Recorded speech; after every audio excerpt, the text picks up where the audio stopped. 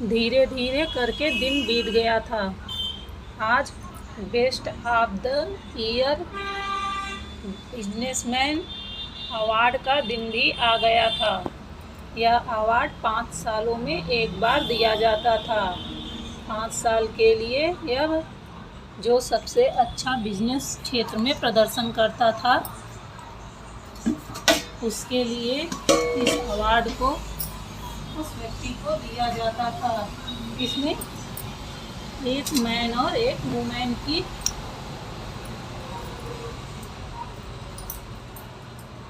का सिलेक्शन किया जाता था। चाहत में विदेशों में यह अवार्ड हासिल कर लिया था, लेकिन यह पहली बार था जब इंडिया में उसे इस अवार्ड के लिए नॉमिनेट किया गया था।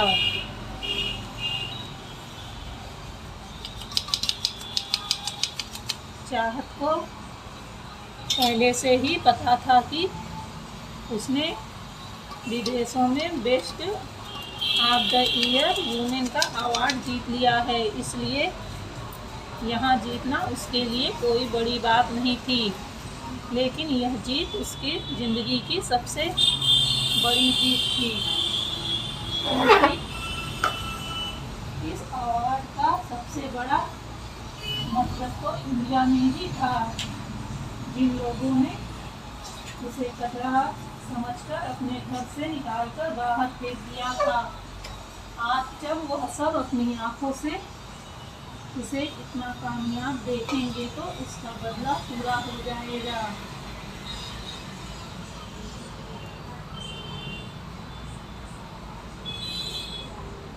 वहीं इस फंक्शन का पूरा काम आदित्य की कंपनी को सौंपा गया था, और जब आदित्य को पहले से ही पता था कि बेस्ट बिजनेस वुमेन का खिताब उसकी एंजल को मिलने वाला है, तो भला वो तैयारी में कोई कमी कहाँ छोड़ने वाला था। उसने बहुत ही बढ़िया तैयारी करवा रखी थी।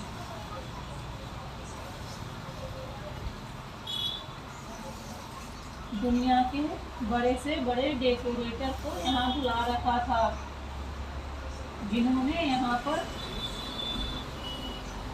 अपनी बहुत ही अच्छी डेकोरेशन व्यवस्था की थी, जिसे देखकर शायद सबके सब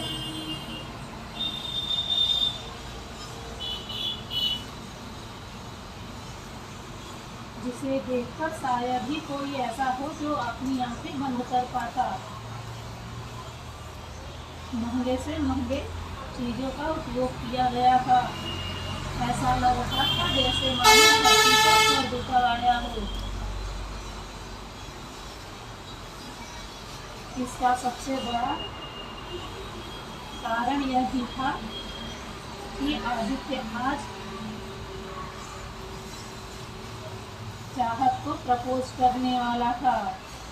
वैसे भी चाहत माने या न माने, पर आदित्य उसे अपनी गर्लफ्रेंड जरूर बनाएगा। उसने पहले ही डिसाइड कर लिया था।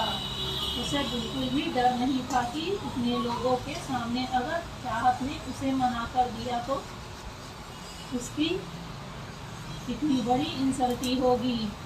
शायद उसकी इज्जत की धज्जियाँ उड़ जाएगी। लेकिन वह चाहत की आंखों में अपने लिए प्यार देख सकता था, इसलिए उसने यह रिस्क लेने का मन बनाया था। और वैसे भी उसके परिवार वाले हैं ना उसके साथ, खासकर उसकी बहन, जिसने अब तक चाहत से अच्छी फ्रेंडशिप कर ली थी। वहीं दूसरी ओर साइना ने चाहत के लिए एक बड़ा षड्यंत्र रचा था। वह अनमोल के साथ मिलकर आज चाहत को किडनैप करना चाहती थी।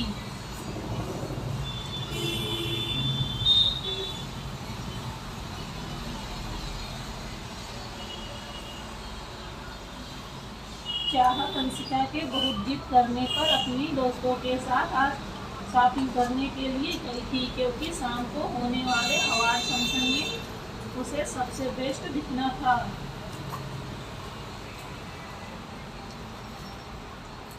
चाहत का मन तो नहीं था जाने का, लेकिन अंशिका के जिद करने पर उसे जाना पड़ा। वहीं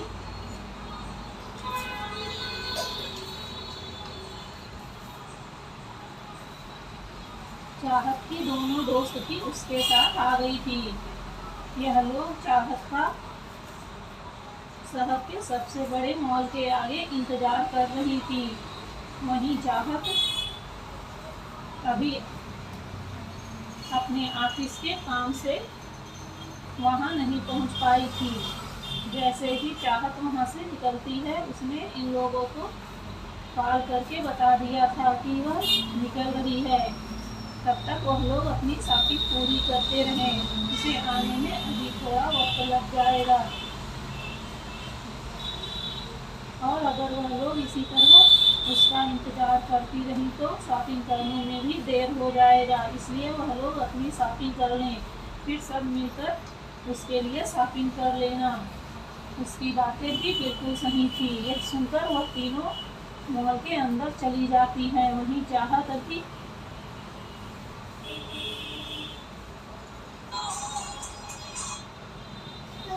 वहां के लिए निकली थी, लेकिन अभी कुछ दूर चलने के बाद ही रास्ते में उसके पीछे कुछ गाड़ियां उसका पीछा करने लगती हैं।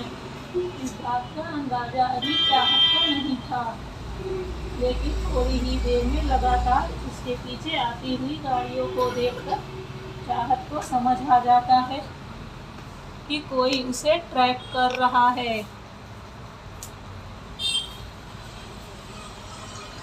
चाहत तुरंत ही अपना डायरेक्शन चेंज कर लेती है, क्योंकि उसे पता था कि अगर वह सिटी में गई तो कुछ भी हो सकता है, और वह एरिया खासकर बच्चों और लेडीज़ों के भीड़ भाड़ वाला एरिया है, जहां उसकी वजह से दूसरों को प्रॉब्लम हो सकती है। इस वजह से चाहत दूसरी तरफ मुड़ जाती है। उसे अंदाजा हो गया था कि जरूर कुछ बड़ा होने वाला है।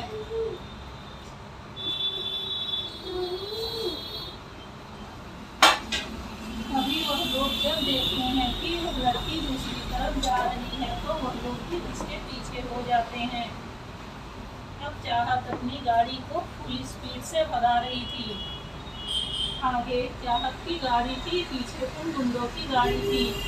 चाहत को अभी पता नहीं था कि यह लोग कौन है और क्यों उसका पीछा कर रहे हैं, लेकिन उसे इतना तो अंदाजा लग चुका था कि जरूर यह इसके राइवल है।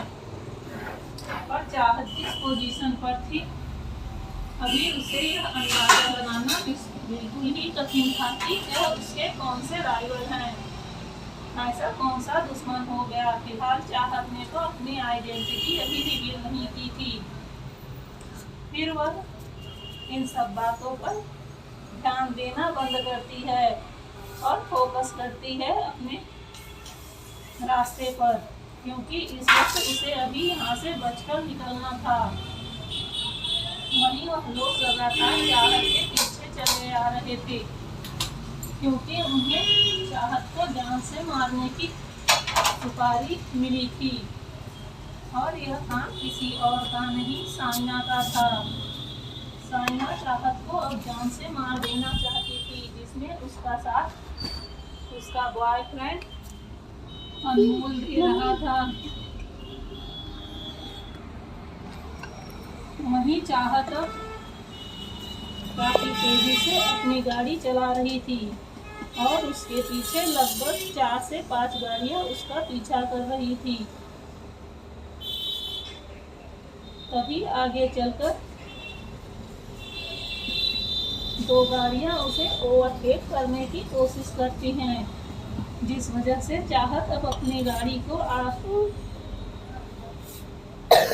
इधर उधर करके चलाना शुरू कर देती है, जिससे वह गाड़ियां उससे आगे न बढ़ सके, क्योंकि अगर ऐसा हुआ तो वह लोग उसे आगे से घेर लेंगे और फिर चाहत बुरी तरह से फंस जाएगी।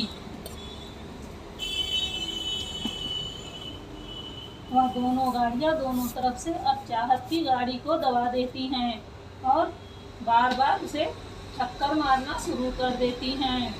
लेकिन चाहत इन सब चीज़ों से बिल्कुल नहीं घबराती है। अब तक चाहत ने अपने गार्डों को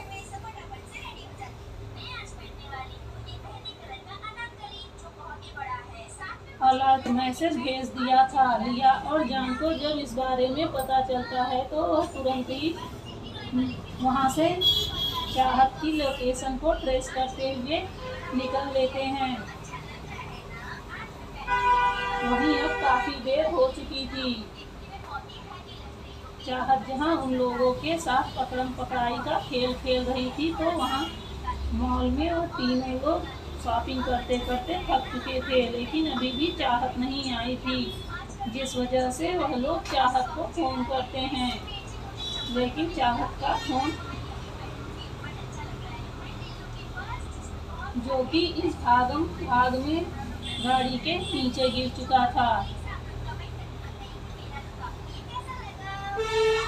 वह उसके सीट के नीचे जाकर कोने में गिरा था, जिस वजह से चाहत चाहते हुए भी फोन को नहीं उठा सकती थी। लेकिन उसे उस फोन की रिंग सुनाई दे रही थी, लगातार रिंग हुए जा रही थी। अब चाहत फोन तो रिसीव करना चाहती थी। उसे अंदाजा हो गया था कि यह फोन उसकी दोस्त का होगा, जो वो लोग परेशान हो रहे होंगे, लेकिन वह उसे रिसीव कैसे करे। लगातार इतने बार कॉल करने की वजह से जब फोन रिसीव नहीं होता तो अंशिका घबराने लगती है। वहीं ख्वाहिश भी पूछती है कि क्या हुआ, चाहत आ रही है, तो अंशिका उसे बताती है कि नहीं, वह फोन नहीं रिसीव कर रही है। ख्वाहिश यह सुनकर घबरा जाती है। वह उससे बताती है कि ऐसा कभी नहीं हो सकता। चाहत उनका फोन एक दो बार में ही रिसीव कर लेती है। और जब चाहत ने कहा था कि वह यहाँ आ रही है तो फिर अचानक ऐसे क्यों वह फोन नहीं रिसीव कर रही है।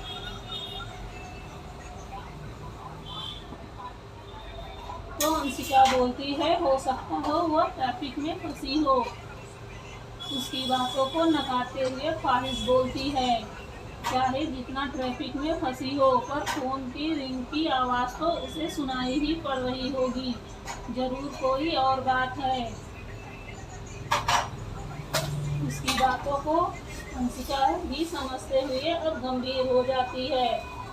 उसका भी सिक्स सेंस कह रहा था कि जरूर कुछ गड़बड़ है। वह बिना रुके तुरंत ही अपने भाई को फोन करती है और उसे यहाँ के सारी सिचुएशन बता देती है। आदित्य जब यह सुनता है तो वह तुरंत ही घबरा जाता है। वह तुरंत अपने सेक्रेटरी से अंशिका का चाहत की लोकेशन ट्रेस करने को कहता है। थोड़ी ही देर में चाहत की लोकेशन ट्रेस कर ली जाती है। आदित्य देखता है कि चाहत की लोकेशन जंगल के साइड की थी। वह तुरंत समझ जाता है कि जरूर कुछ गड़बड़ है, वरना चाहत अगर मॉल आ रही थी तो उस साइड क्यों जाती। वह तुरंत ही अपने लोगों के साथ वहां के लिए निकल जाता है। वहीं चाहत की गाड़ी की अब खराब हालत हो चुकी थी, क्योंकि वह लोग लगातार चाहत की गाड़ी पर ठोकर मार रहे थे, जिस वजह से अचानक ही चाहत की गाड़ी रुक जाती है और चाहत को वह लोग बुरी तरह से घेर लेते हैं।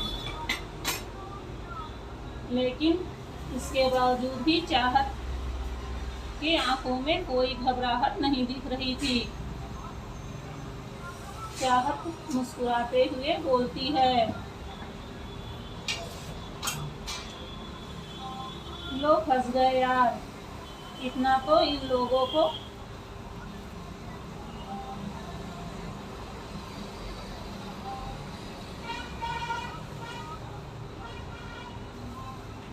तो न चाहते हुए भी इनके दर्शन करने पड़ेंगे।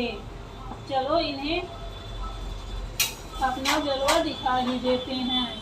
इतना बोलकर वह गाड़ी से नीचे उतर जाती है। वहीं जैसे ही चाहत नीचे उतरती है, उन चारों गाड़ियों से भी वह गुंडे नीचे उतर जाते हैं। इस समय वहाँ 15 से 16 आदमी खड़े थे। वह सब काफी प्रोफेशनल लग रहे थे। चाहत उन्हें देखते हुए पूछती है, तुम मेरा पीछा क्यों कर रहे हो? वहीं उसकी बातों को सुनकर वह लोग बोलते हैं, हमें तुम्हें जान से मारने की सुपारी दी गई है। यह सुनकर चाहत हंसने लगती है और बोलती है, क्या कहा तुम लोगों ने? क्या तुम मुझे जान से मार डालोगे? अरे इतनी खतरनाक बातें क्यों बोलते हो? मैं छोटी सी बच्ची हूँ, देखो तुम्हारे ऐसा बोलने से मैं कितना डर जा रही हूँ। इतना कहकर चाहत डरने की एक्टिंग करने लगती है। फिर उसके बाद बोलती है, वैसे मुझे मारकर किसे फायदा होने वाला है? भला मेरी किसी से क्या दुश्मनी है? वह गुंडे बोलते हैं कि हमें यह नहीं पता है, हमें तो सिर्फ ऊपर से ऑर्डर मिला है, तो हम अपना काम पूरा करके ही जाएंगे। वहीं चाहत उसे अपनी गुस्से भरी नजरों से देखते हुए बोलती है, यह क्या कोई बात हुई? तुम्हें ऑर्डर मिला है तो तुम अपना काम पूरा करके जाओगे, पर मुझे मेरी गलती तो पता होनी चाहिए कि आखिर में मैंने ऐसा क्या कर दिया है जो तुम मुझे मारना चाहते हो। वहीं वह लोग चाहत की बातें सुनकर आश्चर्य में पड़ जाते हैं। यह लड़की जिसे वह लोग मारने आए हैं, डरने के बजाय उनसे बहस कर रही है। तभी उनमें से एक आदमी आगे बढ़ते हुए बोलता है, लड़की चुप रह, तुझे नहीं पता है कि अभी थोड़ी देर में तेरी मौत होने वाली है और तू यहाँ इतनी निष्फिक्र होकर हमसे बहस कर रही है। क्या तुझे डर नहीं लग रहा है? उसकी बातों को सुनकर चाहत हंसते हुए बोलती है कि भला मुझे क्यों डर लगने लगे?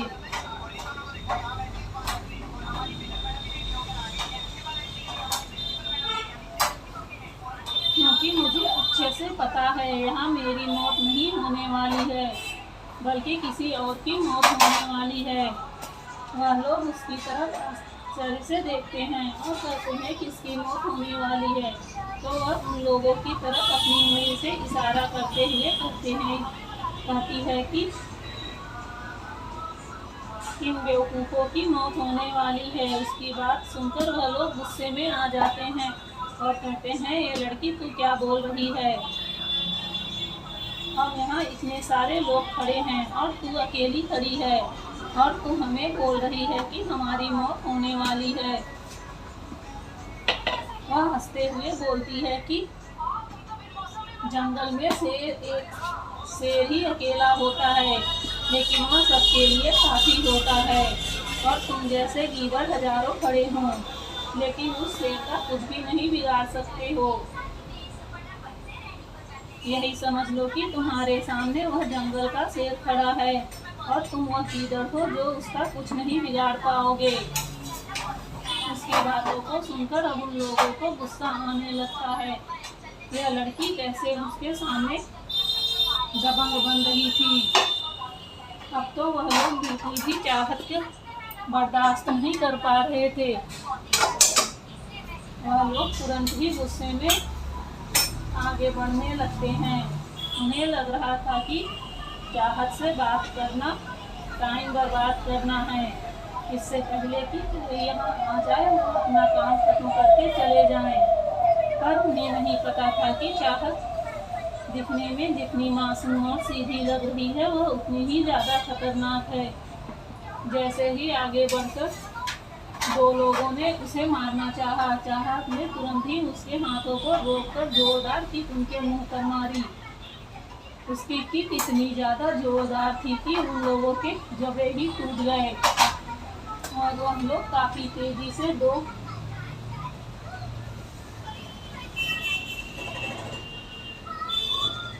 5 फीट दूर जाकर गिरे। गिरते ही उनकी मुंह से जोरदार चीख निकली, क्योंकि उसने इतनी फोर्स से किक मारी थी कि वह जाकर सीधा जमीन में ही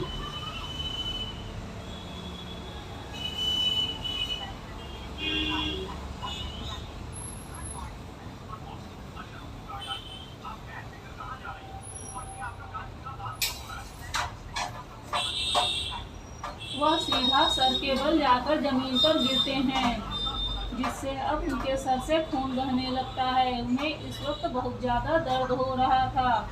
वहीं सारे लोग देखकर आश्चर्य में पड़ गए थे कि एक मामूली सी लड़की कितनी जोरदार मार सकती है। उन्हें तो समझ ही नहीं आ रहा था कि सामने खड़ी लड़की, जो देखने में बिल्कुल ही दुबली पतली है, वह इतनी ज़्यादा ताकतवर हो सकती है। अब तो उन लोगों को आगे बढ़ने में भी डर लग रहा था। हम लोग आंखों ही आंखों से इशारा करते हैं और फिर एक साथ चाहत के ऊपर टूट पड़ते हैं। वही चाहत उनकी ट्रेजरी समझ जाती है और तुरंत ही एक्शन मोड पर आती है और अब उन लोगों के साथ फाइट करना शुरू कर देती है। थोड़ी ही देर में वहाँ बहुत ही ज़्यादा फाइट होने लगती है। जहाँ वह लोग चाहत पे बार बार वार किए जा रहे थे, वहीं चाहत खुद को बचाते हुए उनसे लड़ रही थी। अब तक उन लोगों ने एक बार भी चाहत को चोट नहीं पहुंचाया था। वहीं उसके आधे से ज्यादा लोगों को चाहत ने मार गिराया था। वह लोग चाहत के इस फाइटिंग स्किल को देखकर बिल्कुल ही आश्चर्य में थे। उन्हें अंदाजा लग गया था कि अब पिछले कुछ महीनों तक इन्हें हॉस्पिटल में एडमिट होना पड़ेगा। यानी यार जितना खाया पिया नहीं, उतना गिलास थोड़ा।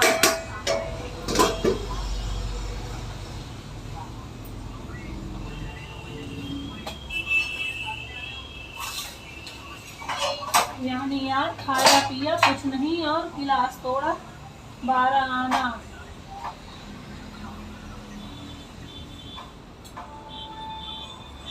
यानी यार खाया पिया चबन्नी नहीं और गिलास तोड़ा 12 आना।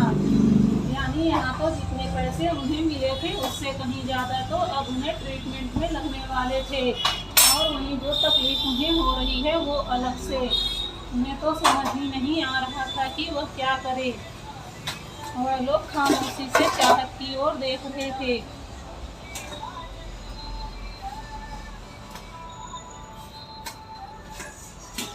जहाँ उनके आंखों में बेइंतहा गुस्सा दिख रहा था, वहीं उतना ही खौफ भी पसरा हुआ था, क्योंकि वह लोग चाहत का मुकाबला तो अब नहीं कर पाने वाले हैं। वह तो उन्हें अंदाजा लग चुका था।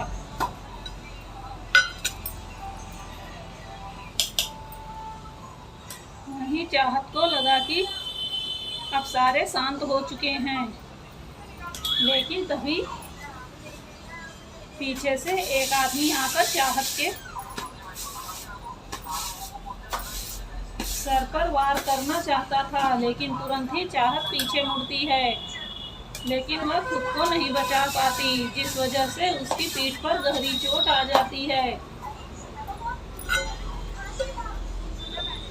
उसने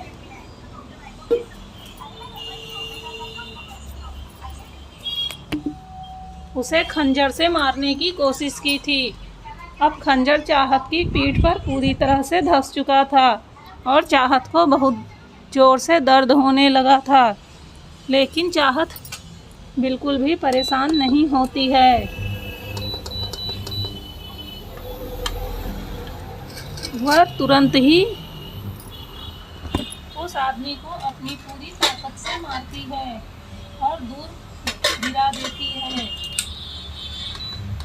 लेकिन जैसे ही वह लोग चाहत को जख्मी देखते हैं तो तुरंत ही अलर्ट हो जाते हैं, और अब बाकी के लोग जो जमीन पर इस वक्त गिरे थे वह भी खड़े हो जाते हैं और फिर से अब चाहत को अटैक करना शुरू कर देते हैं, क्योंकि उन्हें अंदाजा लग चुका था कि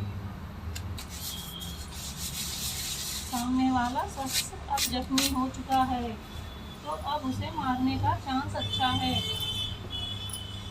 वहीं चाहत को भी पता था कि अब वह लोग क्या सोच रहे हैं, इसलिए वह खुद को कमज़ोर नहीं पड़ने दे सकती थी। अभी वह लोग उठकर चाहत पर अटैक करते उससे पहले ही वहाँ लिया और जान पहुँच जाते हैं। जैसे ही वह लोग पहुँचते हैं तो चाहत की हालत देखकर घबरा जाते हैं। वह लोग तुरंत ही उन लोगों पर अटैक करना शुरू कर देते हैं। अभी वहाँ यह लड़ाई चल ही रही थी कि तब तक आदित्य वहाँ पहुँच जाता है। आदित्य देखता है कि चाहत की टीम वहाँ पहुँच चुकी है तो वह जाकर थोड़ा रिलैक्स होता है। तभी चाहत की नज़र आदित्य पर पड़ती है। वह वहाँ आदित्य को देखकर चौंक जाती है। आखिर में आदित्य को कैसे पता चला कि वह यहाँ है। वहीं जैसे ही आदित्य चाहत को खुद की ओर देखता पाता है तो जल्दी से उसके पास जाता है। लेकिन जैसे ही वह उसके पास जाता है चाहत लड़खड़ाकर गिरने वाली थी। आदित्य दौड़कर उसे अपनी बाहों में पकड़ लेता है, क्योंकि चाहत लड़ते लड़ते अब काफ़ी ज़्यादा थक चुकी थी और उसे इतनी ज़्यादा चोट भी आ चुकी थी